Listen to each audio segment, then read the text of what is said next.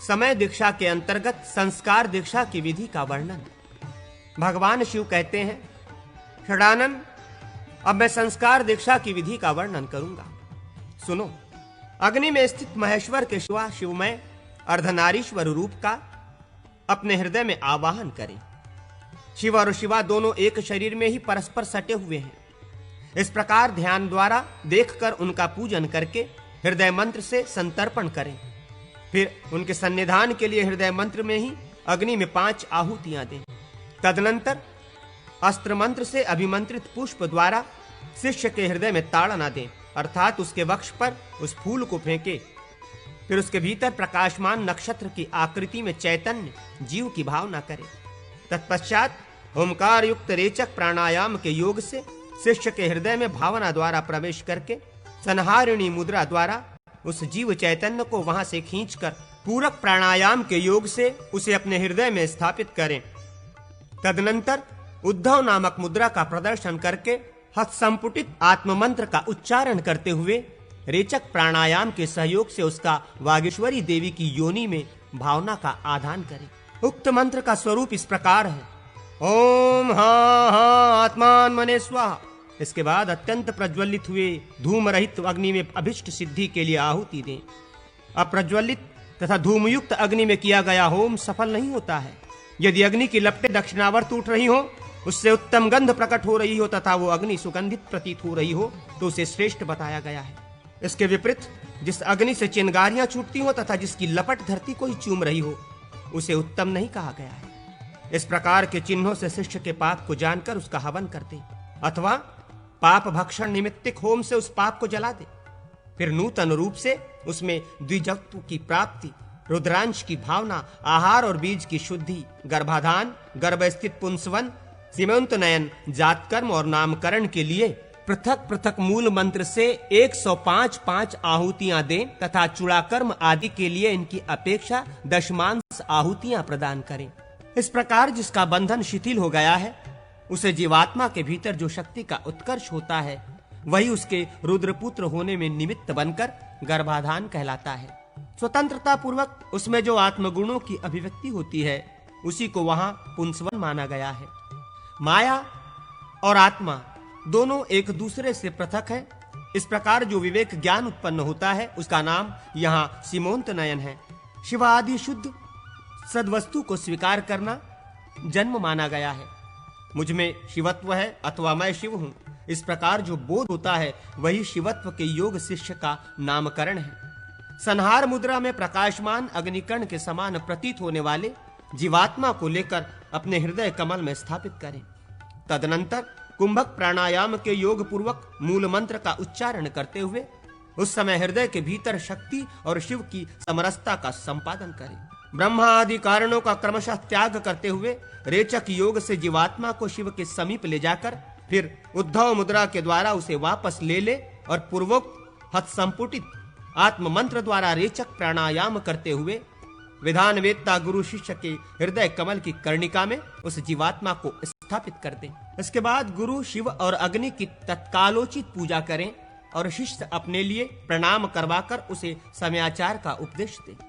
वो उपदेश इस प्रकार है, इष्ट देवता शिव की कभी निंदा न करें, शिव संबंधी शास्त्रों की भी निंदा से दूर रहें, शिव निर्माल्य आदि को कभी न लांघें, जीवन पर्यंत शिव अग्नि तथा गुरुदेव की पूजा करता रहे।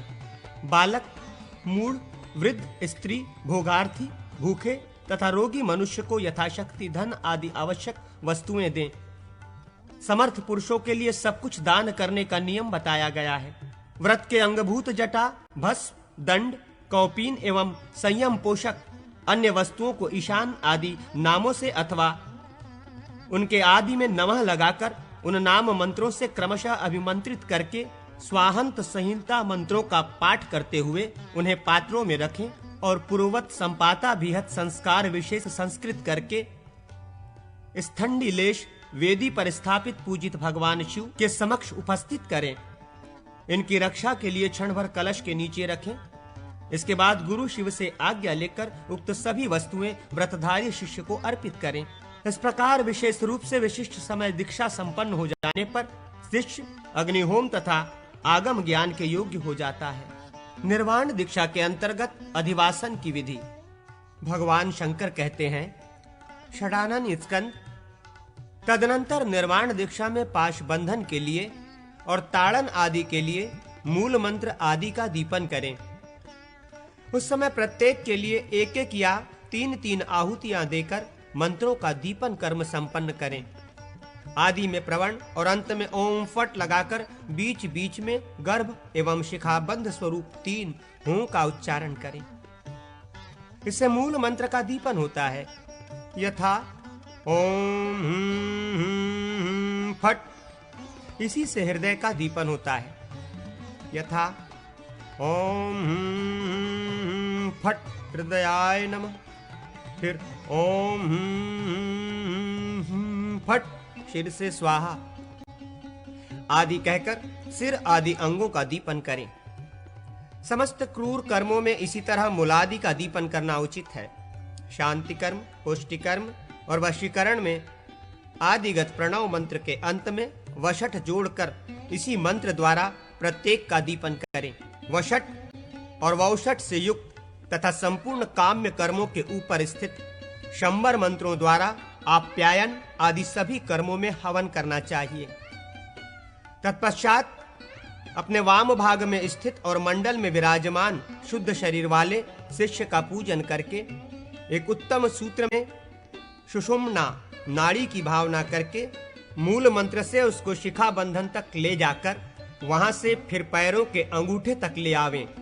तत्पश्चात संहार क्रम से उसे पुनः मुमुक्षु शिष्य की शिखा के समीप ले जाएं और वहीं उसे बांध दें। पुरुष के दाहिने भाग में और नारी के वाम भाग में उस सूत्र को नियुक्त करना चाहिए। इसके बाद शिष्य के मस्तक पर शक्ति मंत्र से पूजित शक्ति को संहार मुद्रा द्वारा लाकर उक्त सूत्र में उसी मंत्र से जोड़ दें। सुषुम्ना नाड़ी को लेकर मूल मंत्र से उसका सूत्र में न्यास करें और हृदय मंत्र से उसकी पूजा करें। तदनंतर कवच मंत्र से अवगुंठित करके हृदय मंत्र द्वारा 3 आहुतियां दें। ये आहुतियां नाड़ी के सन्निधान के लिए दी जाती हैं। शक्ति के सन्निधान के लिए भी इसी तरह आहुतियां देने का विधान है। तदनंतर ओम हा तत्वावधाने नमः, ओम हा पद्वाधाने नमः, ओम हा धर्माध्वने नमः, ओम हा मंत्राध्वने नमः, ओम हा कलाध्वने नमः, ओम हा भुवनाध्ववे नमः। इन मंत्रों से पूर्वोक्त सूत्र में 6 प्रकार के अवधाओं का न्यास करके अस्त्र मंत्र द्वारा अभिमंत्रित जल से शिष्य का प्रोक्षण करें। फिर अस्त्र मंत्र से जप पूर्वक पुष्प लेकर उसके द्वारा शिष्य के हृदय में ताड़न करें। इसके बाद हुंगार युक्त रेचक प्राणायाम के योग से वहां शिष्य के शरीर में प्रवेश करके उसके भीतर हंस बीज में स्थित जीव चैतन्य को अस्त्र मंत्र पढ़कर वहां से विलग करें। इसके बाद ओम हम हुम फट इस शक्ति सूत्र से तथा हान हा स्वाहा इस मंत्र से संहार मुद्रा द्वारा उक्त नाड़ीभूत सूत्र में उस विलग हुए जीव चैतन्य को नियुक्त करें। ओम हा आत्मान मने नमः। इस भावना का जप करते हुए जीवात्मा के व्यापक होने की भावना करें। फिर कवच मंत्र से उसका अवगुंठन करें और उसके सानिध्य के लिए हृदय मंत्र से 3 बार आहुतियां दें। तत्पश्चात विद्यादेह का न्यास करके उसमें शांततीत कला का अवलोकन करें। उस कला के अंतर्गत इतर तत्वों से युक्त आत्मा का चिंतन करें। ओम हुम शांततीत कला पाशाय नमः इस मंत्र से उक्त कला का अवलोकन करें।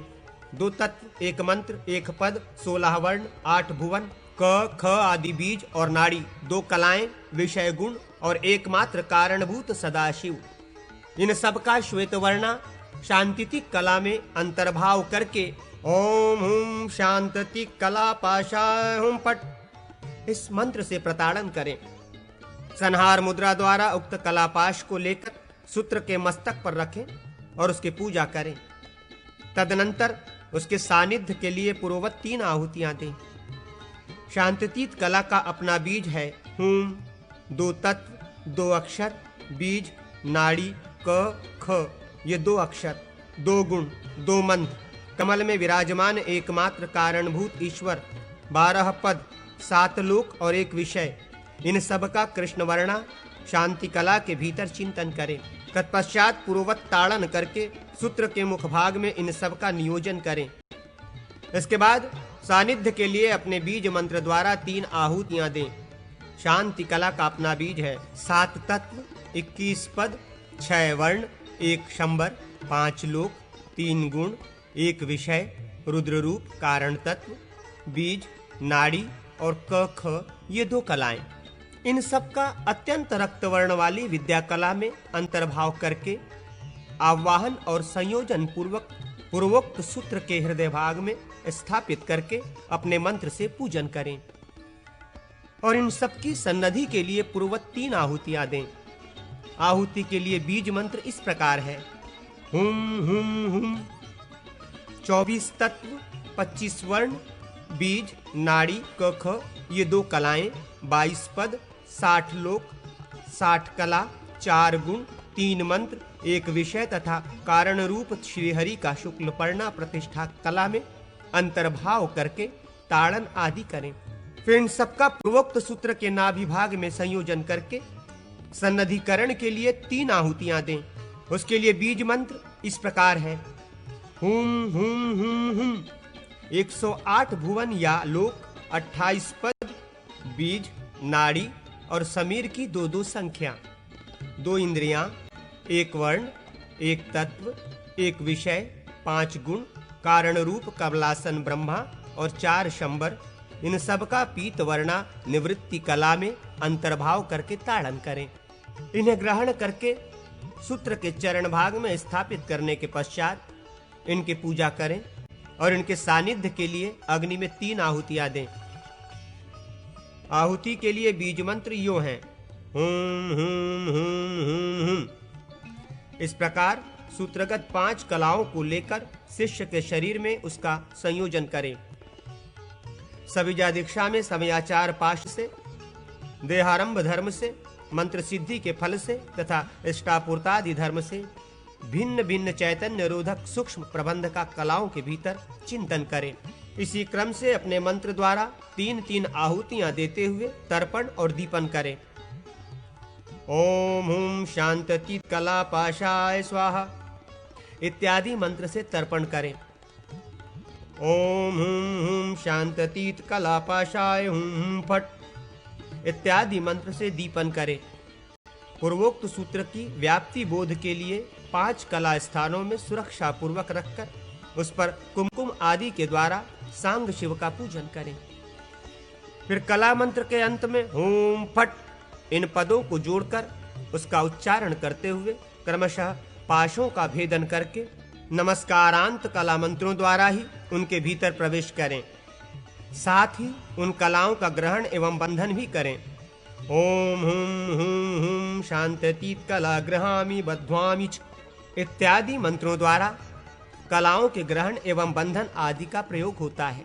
पाश आदि का वशीकरण या भेदन, ग्रहण और बंधन तथा पुरुष के प्रति संपूर्ण व्यापारों का निषेध ये बारंबार प्रत्येक कला के लिए आवश्यक कर्तव्य है।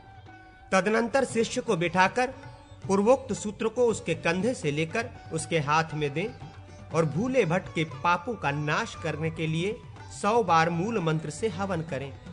अस्त्र संबंधी मंत्र के संपुट पुरुष के और प्रणव के संपुट में स्त्री के सूत्र को रखकर उसे हृदय मंत्र से संपुटित करके उसी मंत्र से उसकी पूजा करें। सांग शिव से सूत्र को संपात शोधित करके कलश के नीचे रखें और उसकी रक्षा के लिए इष्ट देव से प्रार्थना करें। शिष्य के हाथ में फूल देकर कलश आदि का पूजन एवं प्रणाम करने के अनंतर याग मंदिर के मध्य भाग से बाहर जाएं। वहां 3 मंडल बनाकर मुक्ति की इच्छा रखने वाले शिष्यों को उत्तराभिमुख बिठावें और भोग के अभिलाषा रखने वाले शिष्यों को पूर्वाभिमुख। पहले कुशयुक्त हाथ से 3 चुल्लू पंचगव्य पिलावें, बीच में कोई आचमन न करें। तत्पश्चात दूसरी बार प्रत्येक शिष्य को 3 या 8 ग्रास चरु दें। मुक्तिकामी शिष्य को पलाश के दोने में दें और भोगेच्छु को पीपल के पत्ते से बने हुए दोने में चरु देकर उसे हृदय मंत्र के उच्चारण पूर्वक दांतों के स्पर्श बिना खिलाना चाहिए। चरु देकर गुरु स्वयं हाथ धो शुद्ध होकर पवित्र जल से उन शिष्यों को आचमन करावें। इसके बाद हृदय मंत्र से दातून करके उसे फेंक दें। उसका मुखभाग शुभ दिशा की ओर हो तो उसका शुभ फल होता है। न्यूनता आदि दोषों को दूर करने के लिए मूल मंत्र से 108 बार आहुति दें। स्थंडिलेश्वर वेदी पर स्थापित पूजित शिव को संपूर्ण कर्म समर्पित करें। तदनंतर इनकी पूजा और विसर्जन करके चंडेश का पूजन करें। तत्पश्चात निर्माल्य को हटाकर चरु के शेष भाग को अग्नि में होम दें। कलश और लोकपालों का पूजन एवं विसर्जन करके गण और अग्नि का भी, यदि वे बाह्य दिशा में रक्षित हो तो विसर्जन करें। मंडल से बाहर लोकपालों को भी संक्षेप से बलि अर्पित करके भस्म और शुद्ध जल के द्वारा स्नान करने के पश्चात याग मंडप में प्रवेश करें। वहां गुरु साधक को कुश की शैया पर अस्त्र मंत्र से रक्षित करके सुलावें। उनका सिरहाना पूर्व की ओर होना चाहिए। जो साधक या शिष्य विरक्त हो उन्हें हृदय मंत्र से उत्तम भस्ममयी शैया पर सुलावें। उन सबके मस्तक दक्षिण की दिशा की ओर होने चाहिए। सभी शिष्य अस्त्र मंत्र से रक्षित होकर शिखा मंत्र से अपनी अपनी शिखा बांध लें। तदनंतर गुरु उन्हें स्वप्न मानव का परिचय देकर सो जाने की आज्ञा प्रदान करें और स्वयं मंडल से बाहर चला जाए। इसके बाद ओम हीली हीली शूलपाणाय नमः स्वाहा इस मंत्र से पंचगव्य और चरु का प्राशन करके दंत धावन ले आचमन करे। फिर भगवान शिव का ध्यान करके पवित्र शैया पर आकर दीक्षागत क्रियाकांड का स्मरण करते हुए गुरु शयन करे। इस प्रकार दीक्षावासन की विधि संक्षेप से बताई गई।